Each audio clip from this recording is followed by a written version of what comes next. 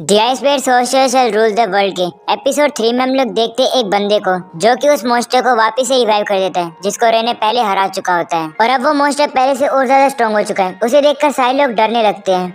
वहीं दूसरी तरफ हम लोग क्लैरिस के ग्रुप को देखते हैं जो कि चली रही होती है। तभी उसे उसी मॉन्स्टर की आवाज आती है तो वहां पर जाकर देखती है तो उसे वही मॉन्स्टर दिखता है। उसे देखकर वो काफी हैरान हो जाती है क्योंकि उसने ऐसा मॉन्स्टर पहले कभी नहीं देखा है। वहीं रे भी उस मॉन्स्टर के ऊपर हमला करने लगता है लेकिन उस मॉन्स्टर का कुछ भी नहीं होता है क्योंकि इस बार वो मॉन्स्टर काफी टफ हो चुका है। वहीं इस बार वो मॉन्स्टर रे के ऊपर हमला कर देता है तो रे सोचने लगता है शायद इस मोमेंट के लिए मैं अपनी पावर को एक्टिवेट कर लूंगा। रे अपनी पावर को एक्टिवेट करने वाला होता है लेकिन तभी वहाँ पर रोज अपनी पावर का यूज करती है। तभी एवी भी एक काफी बड़ा पत्थर उठाकर उस मॉन्स्टर की तरफ फेंकता है। तभी एलिसा से कहता है। एलिसा भी अपनी पावर का यूज करके उस पत्थर को काफी तेज स्पीड से उस मॉन्स्टर के ऊपर मारती है और अब इसी मौके का फायदा उठाकर रे उस मॉन्स्टर के ऊपर हमला करके उसे हरा देता है। उसके अंदर से काफी अजीब लिक्विड निकलने लगते हैं जो कि एल्बर्ट की टीम के ऊपर जाकर गिर जाते हैं। वहीं पर एलिसा काफी ज्यादा डर जाती है। वो रोज को जाकर गले लगा लेती है तो रोज से कहती है चिंता करने की जरूरत नहीं है, तुमने काफी अच्छा किया। वहीं रे उन सभी का शुक्र करते हैं। तभी रे को अपनी पुरानी टीम की याद आ जाती है।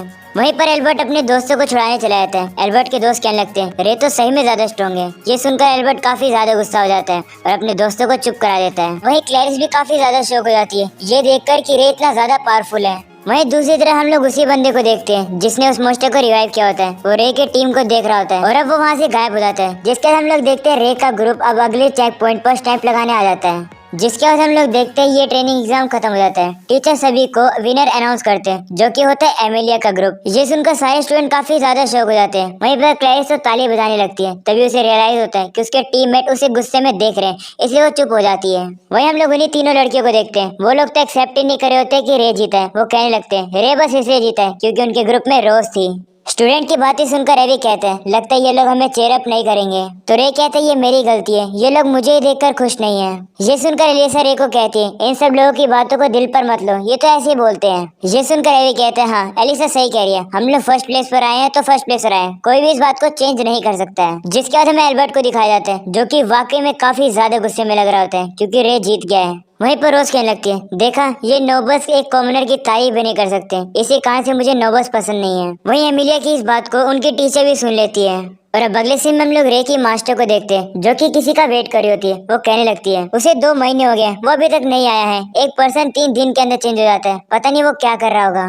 तभी रे की मास्टर की मेड वहाँ पर आ जाती है। वो कहती है कि रे पहुंचने वाला है। ये सुनकर रे की मास्टर खिड़की में से रे को देखने की कोशिश करती है लेकिन उसे रे दिखाई नहीं देता है। वहीं पर मेड गेट खोलने के लिए चली जाती है। तभी पीछे मुड़ के देखती है तो उसे पता लगता है रे की मास्टर अपने बालों को ठीक कर रही है। उसे देखकर वो स्माइल करती है और अब जाकर वो गेट खोलने लगती है। जिसके हमें रे को दिखाया जाता है जो कि गेट पर आ जाता है। वहीं पर मेड उसका वेलकम करती है और उससे कहती है कि मिस लीडिया आपको यहाँ पर वेट कर रही है। जिसके बाद रे भी लीडिया के पास पहुंचता है। लीडिया उसे देखकर कहती है क्या तुम बड़े हो चुके हो? जिस पर रे कहते हैं मुझे नहीं लगता मैं बड़ा हुआ हूँ। जिसके वो लोग एक जगह पर बैठते हैं। लीडिया रे से कहने लगती है क्या तुम अब ठीक हो? तो रे कहते हैं हाँ थोड़ा सा, लेकिन अभी भी पूरी तरीके से नहीं। इसे सुनकर वो कहती है क्या अभी तक वो पूरा नहीं हुआ है? मेरे हिसाब से वो 5 साल से ज्यादा लेने वाला है। वो रे से कहने लगती है इस पावर को यूज करना स्ट्रिक्टली मना है, लेकिन जब तुम्हें लगे कि इसकी जरूरत है तो तुम इसे यूज कर सकते हो। आखिरकार मैंने तो तुम्हें अपनी आइसबर्ग सोर्सरर की पावर दी है। जिसके बाद रे से कहते हैं मैंने यहाँ पर तुम्हें एक र्यूमर के बारे में बात करने के लिए बुलाया है जो कि सोर्सरी रिसर्चर के बीच में फैल रही है। तो रे उनसे पूछते हैं कौन सी र्यूमर? जिस पे वो कहते हैं कि तुम्हारे काम का ये र्यूमर नहीं है। वो कहने लगते हैं कि मुझे इन बकवास की र्यूमर से कोई फर्क नहीं पड़ता, लेकिन ये एनग्राम से रिलेटेड है, इससे मुझे फर्क पड़ता है। ये सुनकर रे उससे पूछते हैं एनग्राम क्या होता है? तो वो कहते हैं कि जब भी हम लोग सोर्सरी का यूज करते हैं तो हम लोग कोड बोलते हैं, लेकिन जो मैं रिसर्च करी वो थोड़ा डिफरेंट है। ये सुनकर रे कहते हैं आप क्या रिसर्च कर रहे हो? तो वो कहती है मैं ब्रेन को रिसर्च कर रही हूँ। और रे को कहने लगती है तुम्हें तो पता ही है ना सोर्सरी ब्रेन में चलती है। तो रे कहते हैं हाँ हम लोग अपने ब्रेन में ही प्रीमियम मटेरियल को मेटलाइज करके सोर्सरी का यूज करते हैं। ये सुनकर लीडिया कहती है हाँ, और अब वो कहते हैं कि ब्रेन और सोर्सरी एक दूसरे से रिलेटेड है। और रिसर्च करने के बाद मैंने 2 फोल्ड कोर थ्योरी को डिस्कवर किया। और ब्रेन की जिस पार्ट के अंदर सोर्सरी की मेमोरी स्टोर होती है उसे हम लोग एनग्राम कहते हैं। लीडिया कहने लगती है कि ब्रेन को रिसर्च करके हम लोग सोर्सरी को डिकोड कर सकते हैं जिससे कि हम लोग दुनिया की सच्चाई जान सकते हैं। लेकिन तभी ये लोग आते हैं। ऐसा बोलने के बाद लीडिया एक लेटर को उठा लेती है और कहती है जो ये लोग करना चाहते हैं उसे करने के लिए कुछ भी करेंगे। ये लोग सोर्सरी का यूज करके ब्रेन को एनालाइज करने के बजाय ये लोग सोर्सर के ब्रेन को खोल के उसके अंदर की छानबीन करते हैं। लीडिया कहती है कि ये लोग ह्यूमैनिटी की लाइन को क्रॉस कर रहे हैं और ये लोग अपने आप को यूगनिक्स बुलाते हैं। और इन लोगों ने मुझे भी इन्वाइट किया था इन्हें ज्वाइन करने के लिए, लेकिन मैंने इन बेवकूफों को मना कर दिया। और अब अगले सीन में हम लोग देखते हैं रे लीडिया को फर्स्ट में लाते हैं घुमाने के लिए। वो दोनों कहने लगते हैं यादें ताजा हो गई है, हम लोग इसी तरीके से यहाँ पर ट्रेनिंग किया करते थे। और अब लीडिया रे से कहती है क्या तुमने एकेडमी में दोस्त बनाए? तो रे कहता है हाँ, मैंने वहाँ पर रोज, एवी और एलिसा के साथ दोस्ती करी है। और तो और एलिसा को आपकी बुक काफी ज्यादा पसंद है। ये सुनकर लीडिया रे से कहती है अगली बार जब तुम आओ तो अपने साथ अपने दोस्तों को भी लेकर आना। मैं भी देखना चाहती हूँ तुम्हारे कैसे फ्रेंड है जिनके कान से तुम्हारे फेस के ऊपर इतनी अच्छी स्माइल आ रही है। ये सुनकर रे कहते हैं ठीक है, अगली बार जब मैं आऊंगा तो अपने फ्रेंड्स को भी लेकर आऊंगा।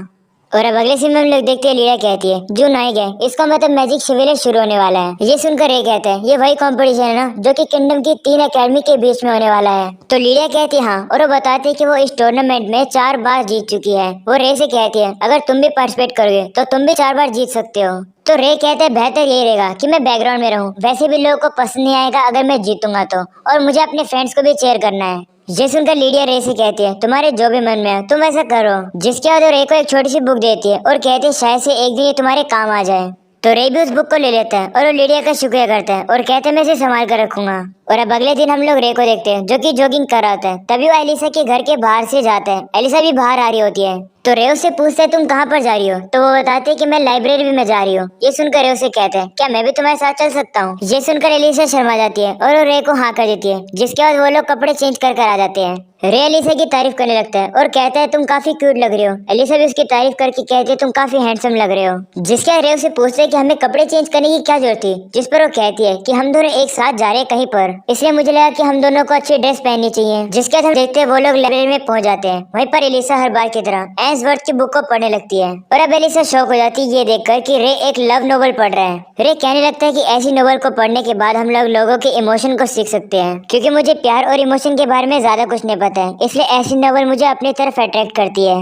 और अब अगले सीन में हम लोग देखते हैं वो लोग बाहर आ जाते हैं। वहीं पर क्लैरिस एक पेड़ के पीछे छुपकर उन लोगों को देख रही होती है। वो कहने लगते हैं मुझे लगा नहीं था कि मुझे यहाँ पर रे मिलेगा, और वो भी वो एक लड़की के साथ है। और अब क्लैरिस सोचने लगती है कि आखिरकार मैं रे से बात कैसे करूँ। तभी वहाँ पर रे उसे देख लेता है। उसे देखकर क्लैरिस काफी घबरा जाती है। तभी रे क्लैरिस से कहने लगता है कि हम लोग लंच करने जा रहे हैं, क्या तुम हमारे साथ चलोगी? ये सुनकर क्लैरिस काफी ज्यादा खुश हो जाती है और रे से कहती है ठीक है मैं चलूंगी। और अब अगले सीन में हम लोग देखते हैं वो लोग रेस्टोरेंट में पहुंच जाते हैं, जहाँ पर रे उन दोनों का इंट्रोडक्शन देने लगते हैं एक दूसरे को। वो उन दोनों की काफी ज्यादा तारीफ करने लगता है और अपनी तारीफ सुनकर वो काफी ज्यादा शर्माने लगती है। जिसके वो लोग खाने को एंजॉय करते हैं जो कि काफी ज्यादा टेस्टी लगता है। और अब लंच कंप्लीट करने के बाद वो लोग वहाँ से आ जाते हैं और एक दूसरे को गुड बाय करके वो लोग अपने रूम की तरफ चले जाते हैं। रे भी वहाँ से जा रहा होता है। तभी उसकी नजर एमिलिया पर जाती है जो कि घोड़ा गाड़ी से उतर रही है। उसके पास जाता है और उसे पूछता है तुम यहाँ पर क्या कर रही हो? तो बताते हैं कि मैजिक शिविर शुरू होने वाला है, इसी कारण से सभी नोबल्स की मीटिंग चल रही है। और एमिलिया को काफी ज्यादा लोगों से मिलना पड़ा, इसी कारण से वो काफी ज्यादा थक जाती है। वहीं पर एमिलिया के कपड़े देखकर उसकी काफी तारीफ करने लगता है और कहते हैं ये कपड़े तुम पर काफी ज्यादा सूट करे, तुम इनमें काफी ज्यादा खूबसूरत लग रही हो। ये सुनकर एमिलिया थोड़ी सी शर्माने लगती है और अब वो रे से पूछती है वो कहाँ पर गया था। तो रे उसे बताते हैं कि वो एलिस और क्लैरिस के साथ लंच करने गया था। ये सुनकर एमिलिया थोड़ी जेलस फील करती है और रे से कहते तुम्हें मजा आया होगा ना। जिसके तो खड़ी होकर रे से कहते कि क्या तुम मेरे साथ भी कहीं पर चलोगे? तो रे कहते मुझे कोई प्रॉब्लम नहीं है। जिसके बाद वो लोग कपड़ों की दुकान पर आ जाते हैं। रोज काफी ज्यादा अलग अलग टाइप के कपड़े पहनकर ट्राई कर रही होती है। वहीं पर रे उसके हर कपड़ों की तारीफ कर रहा होता है। जिसके बाद एमिलिया रे से कहती है कि तुम सारी लड़कियों से इतने आराम से बात कैसे कर लेते हो? तो रे उसे बताते हैं कि जिस एनवायरनमेंट में मैं बड़ा हुआ वहाँ पर चारों तरफ लड़कियां ही थी, इस कारण से मैं लड़कियों से काफी इजीली बात कर पाता हूँ। तभी एमिलिया के सामने अचानक से एक स्पाइडर आ जाता है। उसे देखकर वो काफी ज्यादा डर जाती है और बाहर आकर रे को पकड़ लेती है। तो रे उसे पूछते क्या हुआ? ये सुनकर एमिलिया शर्मा जाती है और वो भागकर वहाँ से अंदर चली जाती है। वहीं रे रोज को कहने लगता है मुझे माफ कर दो, मैंने गलती से तुम्हें टच कर दिया। जिस पर एमिलिया कहते नहीं नहीं, इसमें तुम्हारी गलती नहीं थी, इसमें मेरी ही गलती थी। और अब रोज मन में कहने लगती है शायद से मैं रे को एक दिन बता सकती हूँ कि आखिरकार मैं हूँ कौन। और अब अगले सीन में हम लोग देखते हैं रे की टीचर रे को बात करने के लिए बुलाती है। वो रे से कहने लगती है तुम अपनी एकेडमी की लाइफ को एंजॉय कर रहे हो या फिर नहीं? तो रे कहते हैं हाँ, मैं अपनी एकेडमी की लाइफ को काफी ज्यादा एंजॉय कर रहा हूँ। ये सुनकर टीचर शौक हो जाती है और कहने लगते हैं पहले तो मुझे तुम्हारी चिंता हो रही थी, लेकिन अगर तुम अपनी आप लाइफ को एंजॉय कर रहे हो तो काफी बढ़िया है। वो रे से कहने लगती है मुझे पता है कि ये नोबल्स तुम्हें अच्छी तरीके से ट्रीट नहीं कर सकते, तुम्हारे टीचर होने के नाते मैं कुछ भी नहीं कर पा रही, उसके मुझे माफ कर दो। वो कहने लगते हैं कि मुझे इस एकेडमी में टीचर बने काफी ज्यादा साल हो चुके हैं और मैं अभी भी एक सोशल रिसर्चर बनने की ट्राई कर रही हूँ। और वो टीचर अपने आप को ब्लेम करने लगती है। वो कहने लगती है अगर मैं उन स्टूडेंट को अच्छे से पढ़ाती तो वो कॉमनर को इस तरीके से ट्रीट नहीं करते। जिसके बाद रे से कहती है अगर तुम्हें कोई भी प्रॉब्लम हो तो तुम मेरे पास आ सकते हो। ये सुनकर रे उनका शुक्रिया करता है और कहते हैं मैं काफी ज्यादा लकी हूँ जो मुझे ऐसे टीचर और मुझे ऐसे फ्रेंड मिले हैं। जिसके बाद हम लोग देखते हैं एल्बर्ट के ग्रुप वाले एक दूसरे से बातें कर रहे होते हैं। वो कहने लगते हैं जब से फॉरेस्ट के अंदर ट्रेनिंग एग्जाम खत्म हुए तब से हम लोगों ने एल्बर्ट को नहीं देखा है, आखिरकार वो है कहाँ। जिसके बाद हमें फॉरेस्ट के अंदर एल्बर्ट को दिखाया जाता है जो कि अपनी फायर पावर का यूज करके ट्रेनिंग कर रहा होता है और वो चिल्ला रहा होता है, रे मैं तुम्हें छोड़ूंगा नहीं, बस तुम देखते जाओ। और यहीं पर हम लोग उसी मास्क वाले बंदे को देखते हैं जो कि ऊपर से एल्बर्ट को देख रहा होता है। और यहीं पर होता है ये वाला एपिसोड खत्म। अगर आप लोग को पसंद है तो लाइक करके जाना, जरूर से सब्सक्राइब करना चैनल को। मिलते हैं इसके नेक्स्ट एपिसोड में, तब तक के लिए पीस आउट।